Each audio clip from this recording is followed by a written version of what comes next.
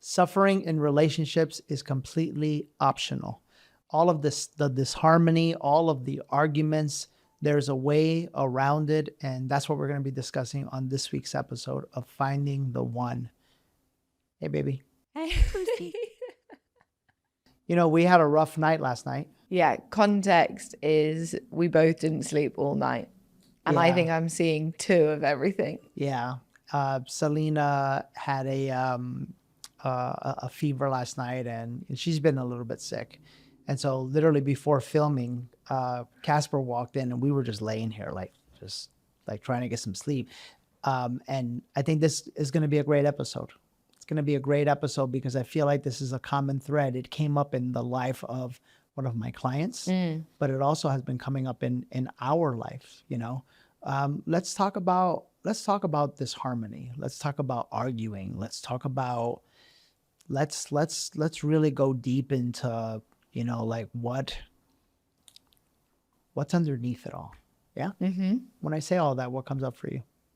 What comes up? Well, what we've been going through at the moment is, I think we need to track back to a conversation we had around intimacy. Okay. Right? Yeah. We have this theme in our relationship that comes up where we get really close and connected and we're in this like love bubble, and then all of a sudden it feels like the bubble pops, and then we go from being really connected to really disconnected. And that can feel really volatile, right? And I was very quick to point the finger at you and say that you had a fear of intimacy and you had all these things going on, which, do you want to talk on that a little bit? Yeah, which I do. I want to rephrase that, which I used to. I used to. I'm aware of it. I feel like I work towards it. I feel like I acknowledge it. I feel like in this moment, if I'm honest, like, you know, when we go through whatever we go through, which by the way, you go through everything for a reason, but when we go through it, it's like I go into this default mode of wanting to just fix the problems, that sometimes you'll be like, you have a fear of intimacy, and I'll be like, yeah, I do. Wow, fuck. And so the answer is yes, that has been an issue for me in the past. But however, I feel like I've made leaps and bounds around it. But yes, how to say that? Well, the purpose of me saying that is not to then say like, yeah, you have a fear of intimacy, but it's more to say if there's this pattern that's occurring whereby we're really connected and really disconnected, and I can see maybe that Danny has this subconscious pattern playing out, well, how am I co-creating that? That's right. Like, why have I attracted that into my existence, being, life, whatever you want to call it? And the other day I was talking to a friend and we were talking about like wanting harmony in our lives. And in that moment, something just clicked in me where I was like, shit, I don't think I actually want harmony. My conscious mind wants harmony. Of course, yeah, I want peace. I want harmony. I want to live a fucking chill life. But on a deep, deep subconscious level, I have a pattern playing out that doesn't want harmony, that's totally and completely addicted to pain and suffering. That's right. Don't we all?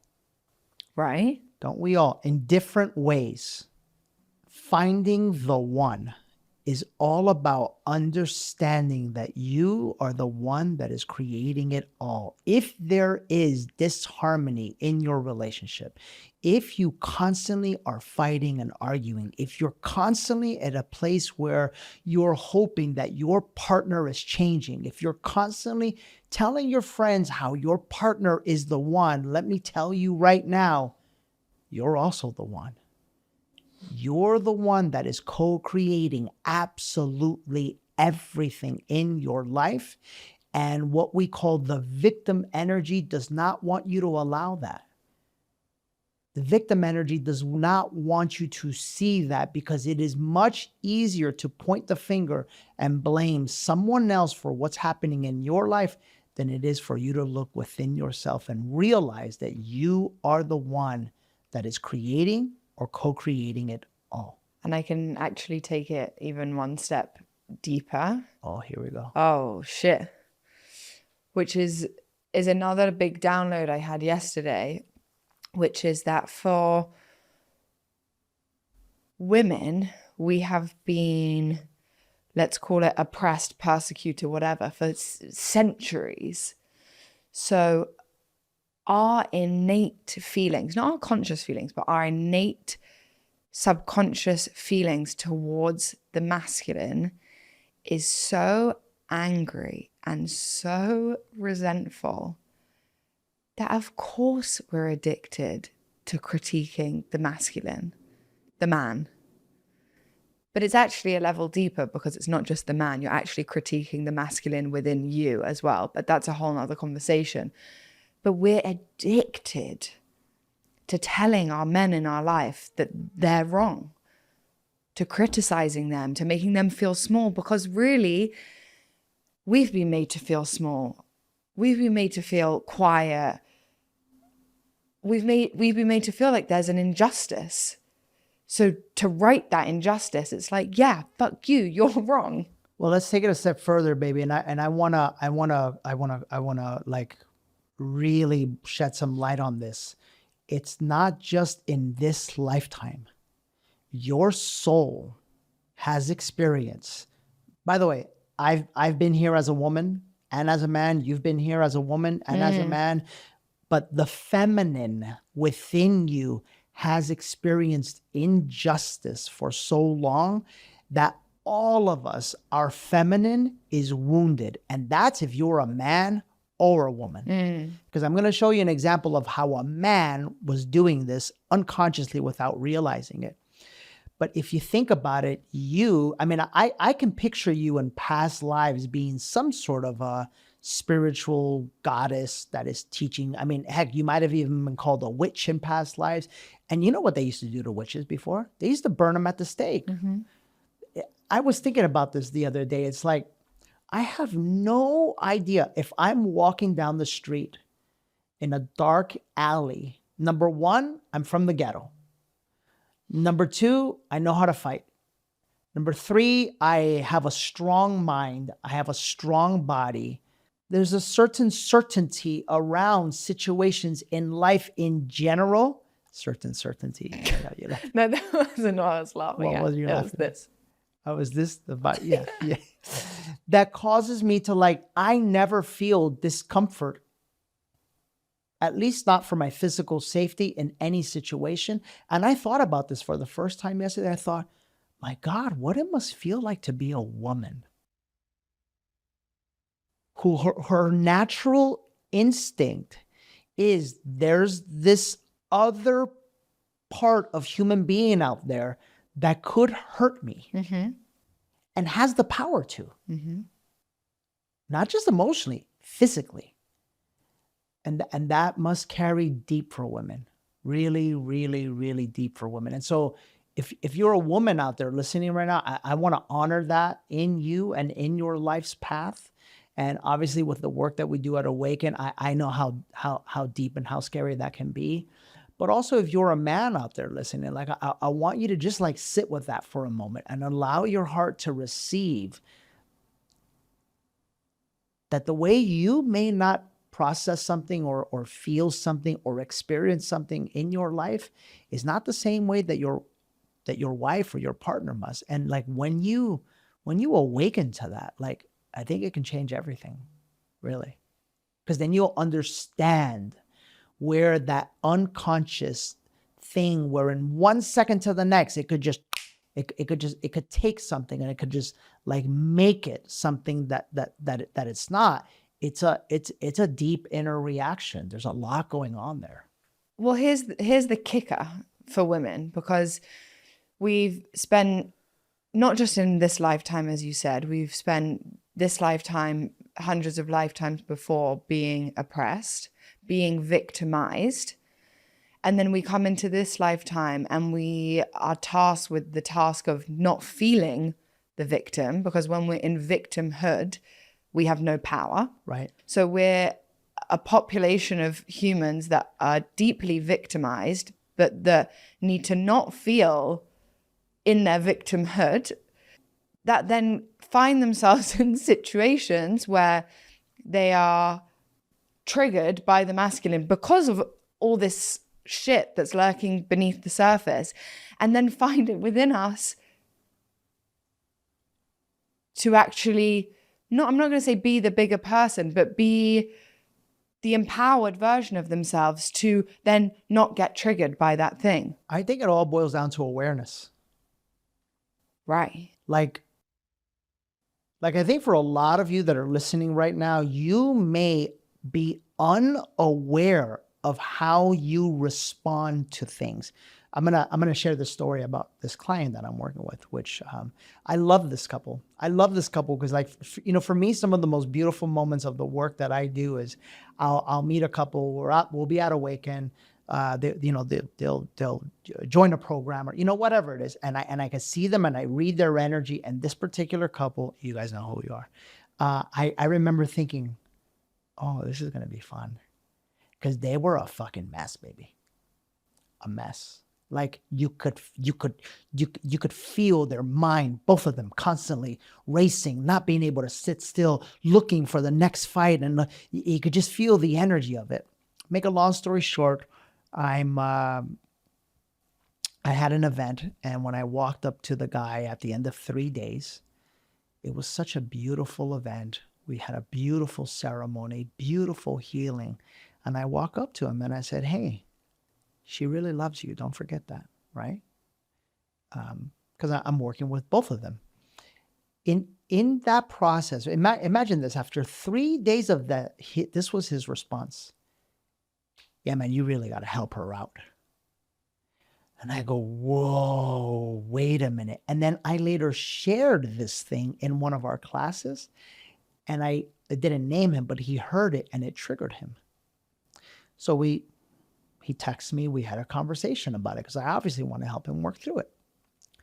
And I took him through a 5-step process to help him to understand, like, it's you literally are the creator of everything.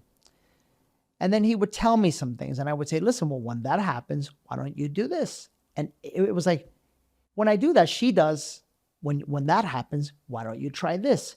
Yeah, I try that. And I go, whoa, hang on a second.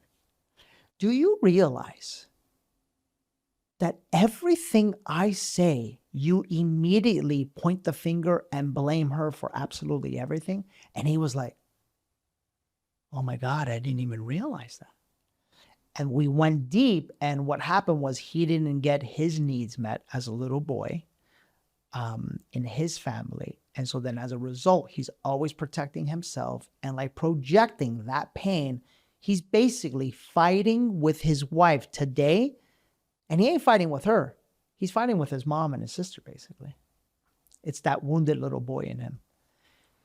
So then I gave him direct instructions. And these men, if this is you, I'm going to give you the same instructions. I said, I want you to go to her and I want you to apologize. And I want you to take ownership for everything. I want you to say the words that for years you have been blaming her for everything.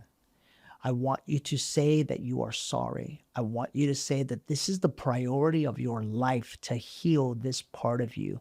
A part of you that you were not aware of, that you're now aware of. And now that you're aware of it, to please give you grace, because you never want to blame her for anything, because you realize that you're the one that is creating it all. And I asked him a question. I said, if you actually went and you did that, and she didn't sense an ounce of anything but love and genuine honesty, no condescending energy, nothing, and you were really opening your heart and sharing your new truth with her, what do you think is going to happen? I know what's going to happen, because when a woman hears that, guess what? It's all the guarding is, it's released, and her heart can finally open. Sure enough, he sends me a text. I posted it on stories. He said, I told her and she just cried for 40 minutes straight. And I got to hold her. And I even coached him in that. I was like, and when you hold her, Let yourself melt in her. Let her melt in you. Get rid of the rigidity. Get rid of the guarding.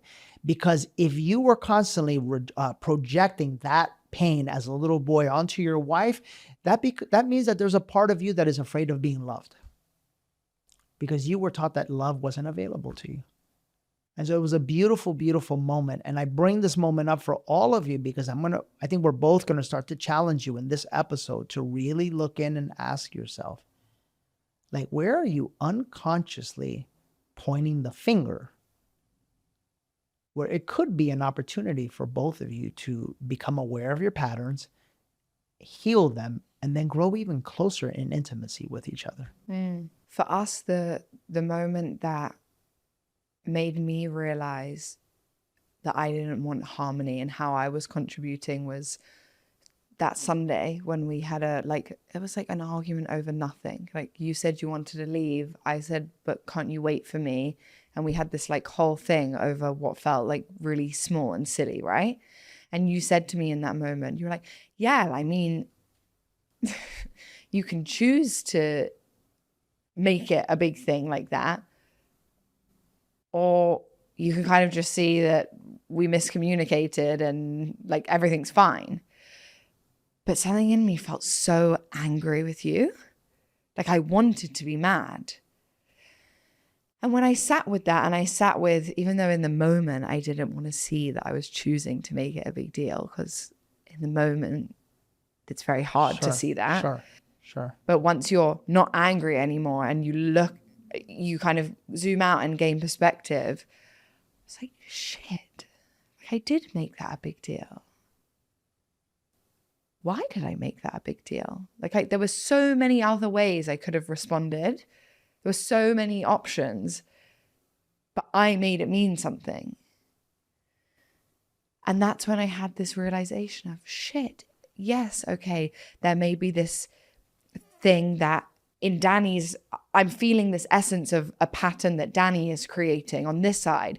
But like, what am I doing on this side that is vibrating at the same frequency, at the same energy, the same resonance as Danny's frequency that is making this a match? Mm-hmm. You know? Mm-hmm. And it's that. It's this addiction to suffering, not being able to hold the image of harmony and peace and love. Peace. Where were you shown that? Where did you learn that as a little girl? Everywhere. What about, I think we can all relate to that. I think that's where the healing comes, is where we can start to look at, the way I like to teach it is we come into this world as a clean slate.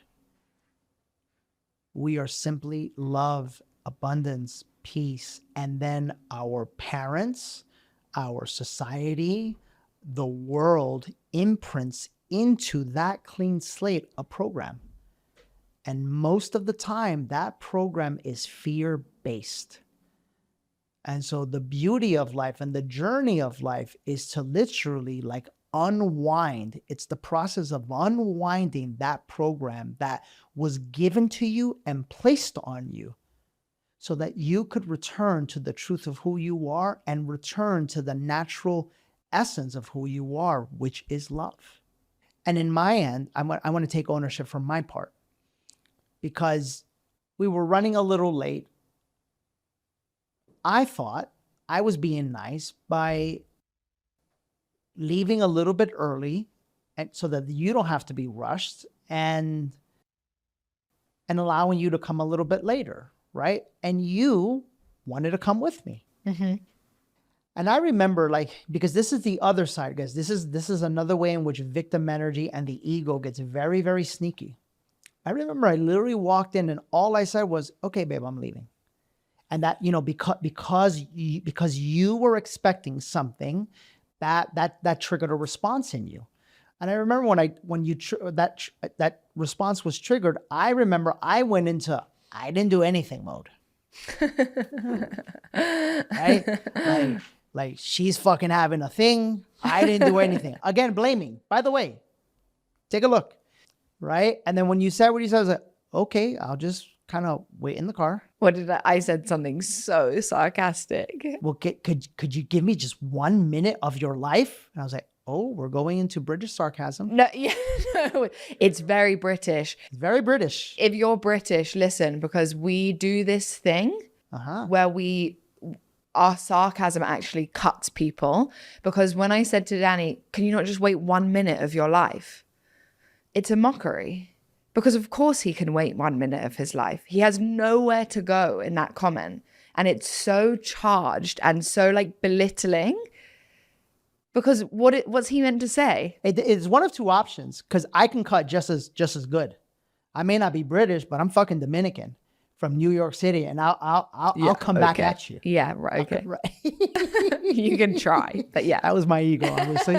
But no, it's like if it's so then the decision of peace and harmony is given to me. Essentially, it's like, what do? Do I fight back, or do I just right? And so then listen, this is how sneaky the ego is, though. Pay attention.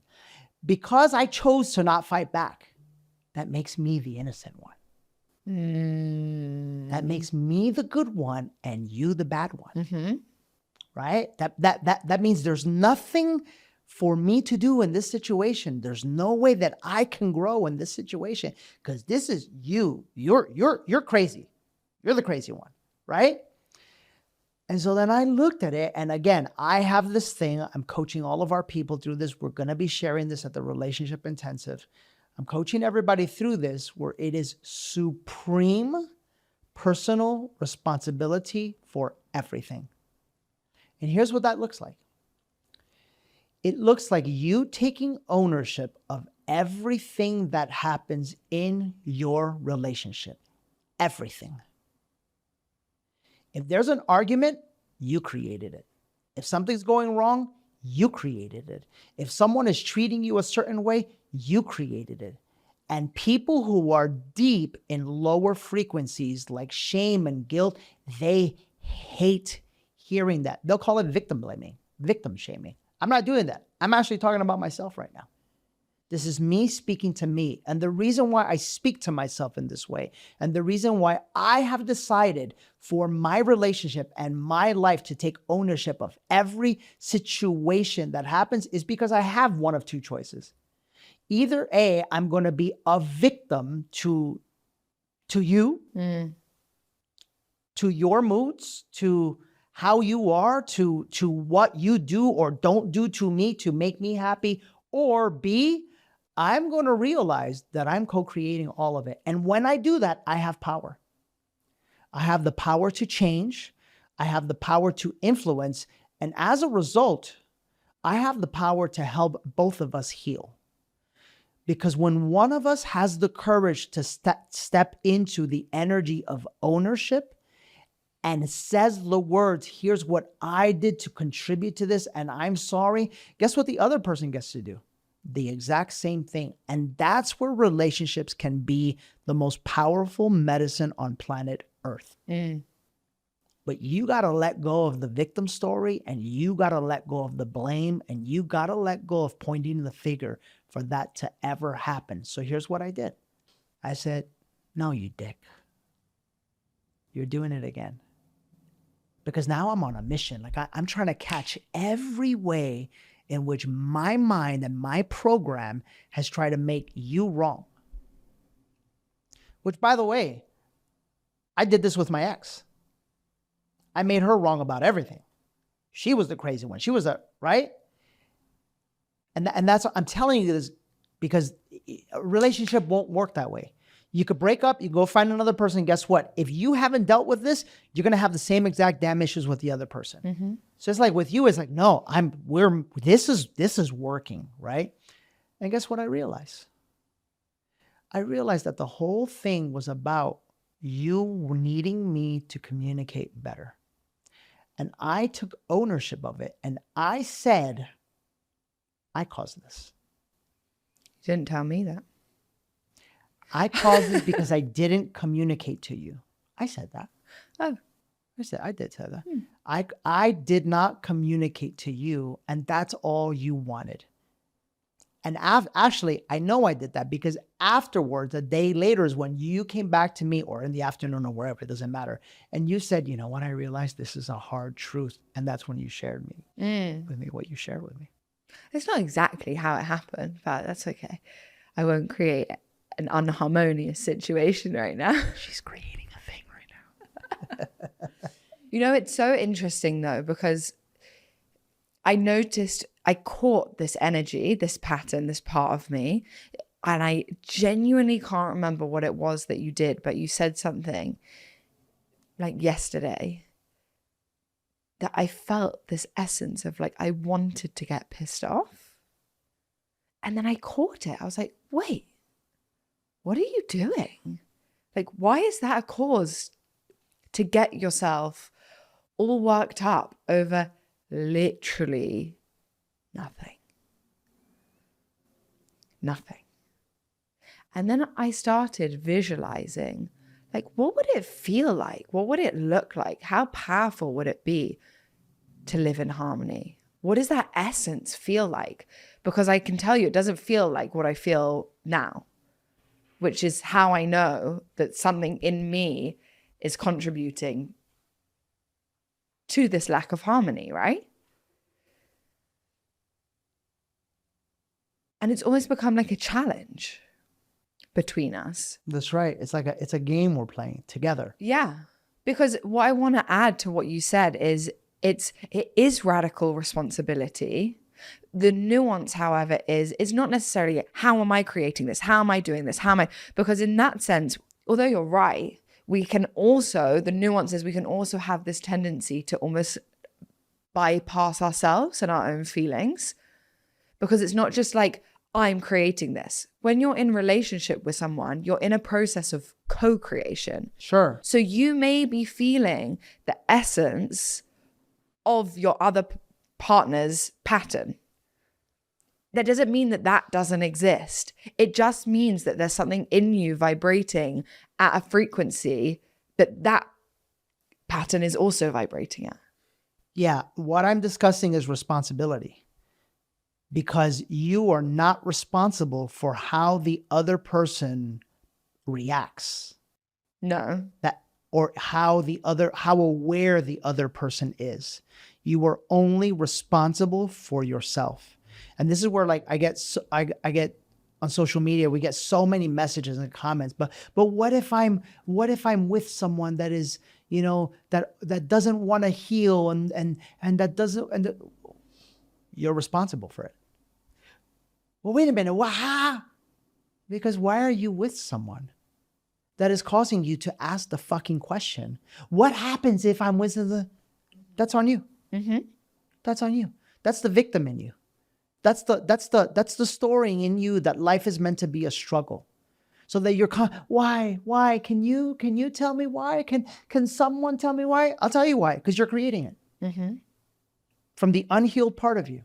I'm talking more about like an energy in which, or a situation in which, you know, I wouldn't take it personally if you came to me and shared with me, like, I feel there's this pattern or there's this thing that you do that plays out in XYZ and makes me feel XYZ. Do you understand what I mean? Yes. As in that can be also that's the nuance I'm talking about. That can also be very healing in a relationship. That's not to say, however, that you then can't also look on the other side of that coin and see, like, okay, well, if this pattern is playing out, how am I also contributing? I see what you're saying, because I know the situation you're talking about is when you asked me something and I literally was on my way out racing to get here to the office.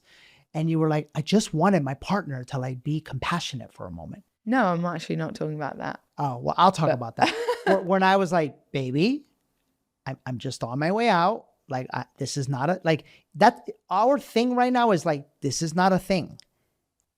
Yeah, but can you see how that's so interesting? Because that's me. That's my energy of making a thing. And your energy of not wanting to take any responsibility for the thing that's being created. It's the same frequency. Yeah. It's the same frequency. Yeah, what I meant to say was... No, but is it not? Give me a second. You're going to take me some time. Danny's dying in the chair Well, right now. no, because in that particular situation, I literally was, it's like you were asking me to give you or to offer you something that I couldn't offer you in that moment. And I feel was unfair to ask of me. It'd be different if I was sitting next to you, fully focused on you. But when you know, you can obviously see like, okay, bye, babe. And then you throw I was just asking for, my gosh, if only I could have a partner that could just respond to me with compassion. And I'm like, hold on, baby. Danny's ego is very flared right now. I'm telling you the truth. Okay. No, if you want to go, we can go. Just look in Danny's eyes right now. This thing happens. His energy comes from like here and it goes like all the way up into his eyeballs. No, time. Why are you sweating? I'm not sweating because you're way off. Listen, if we're sitting down, right, and we're next to each other, and you ask me a question, then of course I'm in a space and the time where I agree with everything you're saying. I think you're just avoiding what the point I'm making, which is when a situation, it's exactly what we're talking about right now. When a situation occurs that causes a flare, we are co-creating that situation. Sure. Scrap the whole episode because Danny actually doesn't agree with anything he's preaching. Wait, no, I agree. I'm just saying, if I'm running out of the house, so you're just to be clear, Casper, you could be the referee here. No, YouTube. I am running out of the house and I'm on my way out and I'm like, gotta go type of answer because No, what did you say to me What did I say to you? in that moment? Instead of saying, oh, babe, that's really hard, or saying something that was compassionate, Yeah. you were like, you're creating it. See ya. No, I did not do that, baby. What did I do? You did. I didn't say it like that. No, you didn't say it like that, but you did say that. Okay, I got what you're saying. Oh, you do? I got what you're saying. Okay. You know what I love about this? I can't wait for this episode to air. I can't wait for you to watch it back. All I'm saying is that you were asking of me something that in that moment you wasn't couldn't give me. available and I couldn't give you. No, and that's why when I called you back, sorry, if we're going to go, I was just making a point of the energy in which the situation was created in. But if we go further, I called you back and I said, the reason I reacted like that is because I felt like there was a need that wasn't being met. However, and then later that day, I called you back and said, I just realized something. Yeah, let's loop it back now. That, I obviously don't want harmony. And then it was a further download of, yes, that's a thing I've come into this lifetime with, which also, sorry, I want to add, when you said we come into this world as a clean slate, I don't actually agree with that. I get that. Yeah. Because we don't. If we came into this world as a clean slate, there'd be no reason to be here. That was really good. Because humans and the soul gets incarnated into a human experience because it comes to learn something. If we had learned everything and we were enlightened, we wouldn't fucking be here. Well, I'm going to say a clear mental state. Okay. Oh, but that's gray. Because when we inherit trauma, oppression, suffering, whatever pattern it is from our ancestors, that has a huge impact on our mental state. It has a huge impact on the body, which then it all starts in the body and then it transfers into the mind. Yeah, it's the energy that's existing within the human, within the human. Which is what causes us to call in the parents that we call in. Okay, it's fucking deep. It's really deep. No, it's really, I'm not making you wrong, by the way. No. I'm just saying, I love what you said. What you said is very smart. What my download was, back to the point, is that, of course I'm mad with the masculine. I fucking hate the masculine in me. I hate it outside of me. I hate it. Do you know how much healing has to happen to Let go of that. let go, forgive, heal with the masculine. What can we leave them with? What I'm hoping you guys are getting from these conversations is, number one, the openness to like touch on things that, like, I mean, I know in past relationships that space wasn't available. You know, I don't know about for you, but number two, we really don't sweep anything under the rug. There is nothing unsaid between us, which allows the space for trust. And it's almost inviting. Like, it's inviting a conversation that I feel like leads us to healing. Well, what would you leave them with? I want to leave and end with the message of, if there is suffering in your life, if you are always sick, always tired, always in a fight with your partner or your friends or your family, to get yourself in a really vulnerable space, be really honest with yourself, find the courage within you to be like, fuck, I want this? What part of me wants this? Because it's not you. It's not your soul. Your soul doesn't want hatred, pain, suffering. It doesn't. Your soul wants to be in bliss and love and peace. So can you be really honest with yourself about what parts of you have learned to be addicted to that suffering? The thing that I'm working on right now is holding that vision of what harmony looks and actually feels like in my life. What do you want to leave them with? You know, sometimes I feel like a broken record, but to me, this is another example of ways in which you are unconsciously, we all are unconsciously behaving that keeps us from the life that we want to live. So the most important journey you can go on is the journey of healing all of this. And it starts with becoming aware of all of it, you know?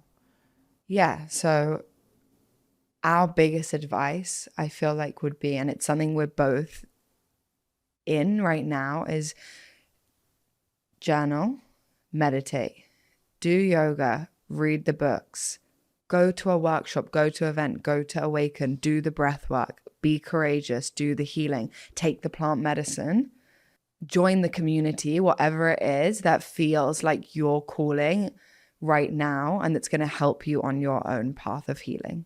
That's right. Let's go to questions. Questions? Let's do it.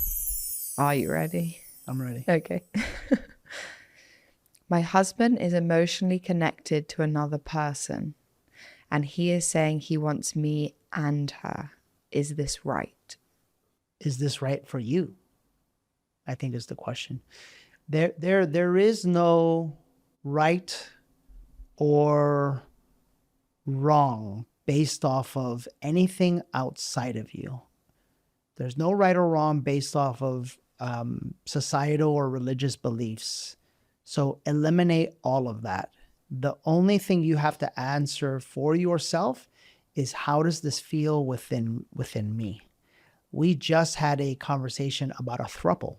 A throuple. That's a relationship of three people that have been in this relationship for years. I'm actually going to have the guy, I think, on the higher self to listen, to learn more about this. And that works for them. It sounds to me like this is a different case for you, because it looks like the secondary part is, I told him very clearly that I don't accept this, and he is ready to let me and the kids go, but won't leave her, which broke me. And I want to send you love, because that must be difficult. It sounds to me like this is not right for you, and you cannot control whatever decisions he makes. I don't know all of the details. What I do know, as a man who has been through divorce, I can tell you this as a man: make his ass pay. Because listen, if he's man enough to make this decision, go get yourself the best divorce attorney and go make sure that he pays. It's only what's fair. Why are you looking at me? I'm sorry, I'm not trying to look at you like anything. Oh, yeah, because when it didn't work out for it was no questions asked. You get half of everything, and it doesn't matter if it's right or it's wrong. If I'm man enough to make this decision, then I have to be man enough to take care of and support this family. It's still my, for as long as forever. It's my kids. Can I tell you a really like weird new agey concept that I was reading about in the book that I'm reading Tell me. on this topic? Oh, It's talking about a story in which a man has a mistress. He's married to his wife and his man has a mistress. Her man has a mistress. And it's talking about how as a woman, we're naturally put in competition with each other.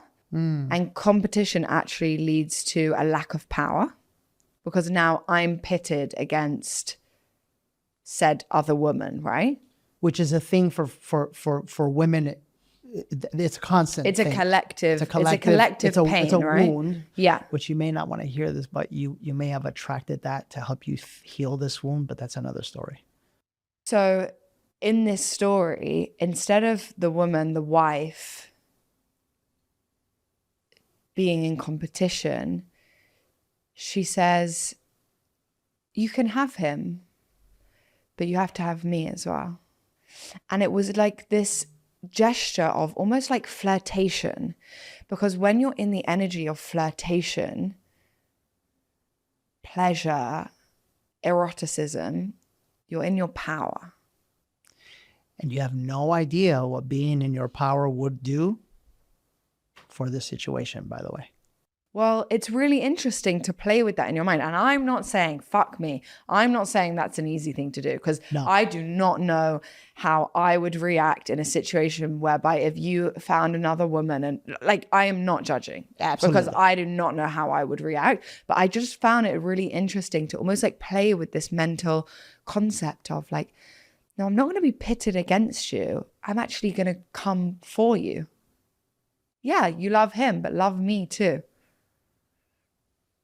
And in that moment, she was like, it's fine, take it, take him back. Yeah, that's I love this advice, because this is something prevalent that happens in our society. And what I would say, by the way, even if you're a man and your woman is choosing another man, go ahead. Love is blind. Oh, yes. Okay, so we have Leo. This idiot. Leo, the art dealer, right? Oh, horrible. And then we have Hannah and Brittany. Right. Brittany is a very attractive, got her shit together. But not emotionally. No, but okay. But that's what you're saying. She's a very attractive woman. Yes. Yeah. He can't see that, obviously. Obviously, you can't see that. But she gets put in this situation whereby it becomes Hannah versus Brittany. Which is her life story. Which is her life story. Which is why she attracted it. But now all she wants to do is win. Me over her. Pick me over her. So she loses herself. Her power. In the hopes of winning. And she always will, because her soul, what her soul did was attract that. It was like a golden opportunity where the universe handed you this opportunity to say, you know what? Have her, but you'll never have me, and I'm out. And instead, when you see what happened is like she allowed herself to go into something that didn't feel right. That ended up not working, because nothing that doesn't feel right from the offset will ever work. Yeah, because we get so caught up on winning, not on what our heart actually desires. That's right. Or deserves. So to 360 that, for the mistress, she might love the man, she might whatever. But in a lot of cases, we're talking about just winning. There's a power that a mistress has over another woman because she stole your man. Hang on a second. This goes even deeper because, I mean, let's just talk about the energy in which this new thing is starting in. Like, you would never be a mistress, would you? But that was so funny, wasn't it? No, but you would never. No, Like, you would never. Why would you never be a mistress? Why? I don't need to be. But take it deeper. Okay, help me. Well, how much do you value, love, and honor yourself? Yeah, I would only ever be with someone that chooses me. And if we were to choose someone else, we would choose that person together. Well, it's even, let's take it even a step further. Would you, because of your energy, your morals, your values, your everything, would you allow yourself to even put yourself in a situation like that? Yes or no? No. So then what I'm telling this woman is that she is feeling a certain way. She's giving her energy and her power away to someone that obviously is not deserving of that energy and power, because when someone is a mistress, they are disconnected with the love within themselves, with the value within themselves, with the honor that they hold towards life and the sanctity of a relationship. So don't give your power away to that person. And if the man is dumb enough to choose that over you, you didn't want him in the first place. Mm-hmm. Straight up. This was good. This was good. I think we leave it at that question. Yeah, definitely. See you next week on another episode of Finding the One. Thanks for watching Finding the One. Make sure that you take a moment and subscribe to the channel on YouTube. Like the videos and episodes that you're watching, and leave us a comment, because both Jen and I always love reading your comments. So once again, if you're watching or listening, go to YouTube right now and subscribe to the channel to never miss another episode of Finding the One.